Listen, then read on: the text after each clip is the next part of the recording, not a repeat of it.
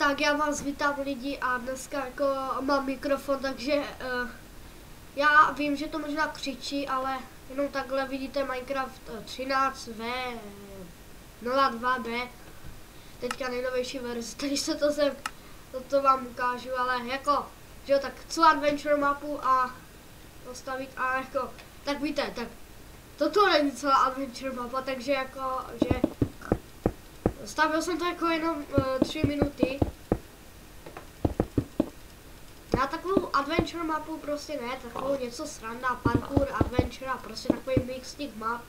Znáte to, jak jsou ty mixy ale nic prosím vás radši, já budu rád, když, no víš co, můžete se tomu zasmát. Je to srandovní toto, tak proč by se člověk nemohl z někomu zasmát, ježiš. Ale jsem rád z toho nového mikráku.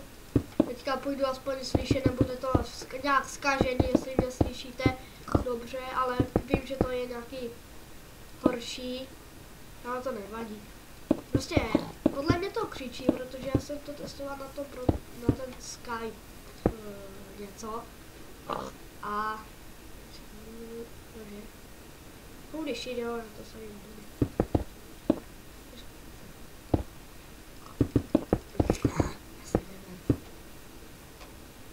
Lágy.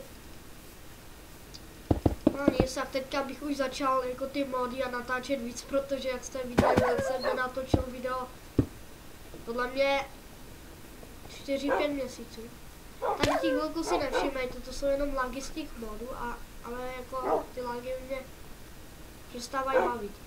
No, takže lagy, takže čau a já vymažu nějaký to místo, protože prej málo místa, tak já to nějak upravím a jsem rád, že máte nový mikrofon, tak čau.